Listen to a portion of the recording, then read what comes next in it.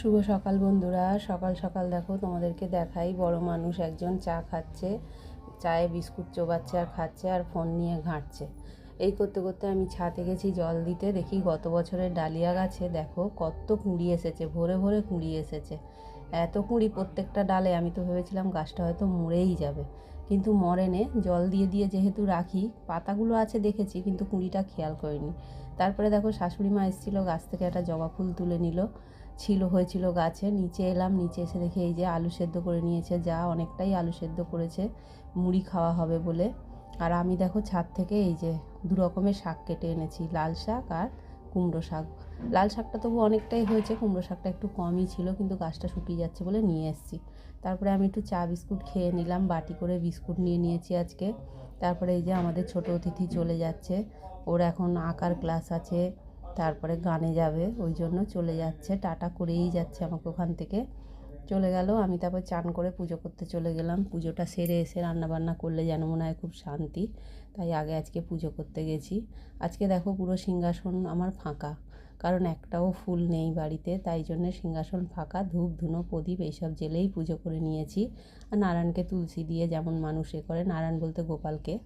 আর এই যে দেখো দুপুরের রান্না, আজকে আর থালা মানে বাসনে দেখালাম না, একদম সরাসরি থালায় বেড়ে নিয়েছি। আলু সেদ্ধ, লাল লঙ্কা দিয়ে মাখা, আর এই যে সব সবজি দিয়ে নিরামিষ একটা পাঁচমিশালি ঝোল। এটাই হচ্ছে দুপুরের রান্না। এই করে খেতে বসে ভাবলাম ভাতটা তো গরম আছে আর আলু সেদ্ধও সঙ্গে আছে, তাহলে আমার প্রিয় জিনিসটা কেন আমি বাদ দিই, বলে এই এই দেখো আমার প্রিয় জিনিস নিয়ে নিলাম। কি না, হাফ চামচ ঘি। এটা আমার খুব প্রিয়, জানো তো। ঘি দিয়ে গরম ভাত খেতে খুবই ভালোবাসি আমি, সঙ্গে আলু সেদ্ধ। তারপরে এই যে রেডি সেডি হয়ে একটু বেরিয়ে পড়লাম। রেডি সেডি হয়ে বেরোলাম তো ঠিক কথা, কিন্তু কোথায় যাচ্ছি জানো? কর্তার সঙ্গে গেছিলাম ডাক্তারের কাছে। ডাক্তারের কাছে কোনো কাজ হলো না, বাড়িতে এসে সন্ধেবেলা চা নিয়ে বসেছি, কর্তা, যা আর আমি তিনজনে মিলে। এই যে চা, আর মেয়ে ওপরে শুয়ে আছে বাচ্চা নিয়ে, ও চা খায়নি। তারপরে রাতের রান্না বান্না শুরু করলাম। এই যে রাতের রান্না, আলুর দম হচ্ছে আজকে। এই নিরামিষের দিন হলে না অনেক সমস্যা, কি হবে না হবে, দুবেলা নিরামিষে এত সমস্যা এত সমস্যা, মানে বলে বোঝানো যাবে না। ওই জন্য আলুর দম আর হয়েছে পরোটা। পরোটাটা কিন্তু আমার যা আর মেয়ে মিলে করেছে, আমি করিনি। আলুর দমটাও মেয়ে করেছে, আর সঙ্গে ভাজা হচ্ছে একটু বেগুন।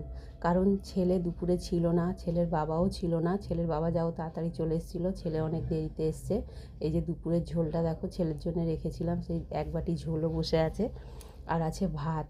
ওই জন্যে ভাবলাম ভাতটা যখন ছেলে খাবে ঝোল দিয়ে, ওই জন্য বেগুনটা ভাজলাম। শুভ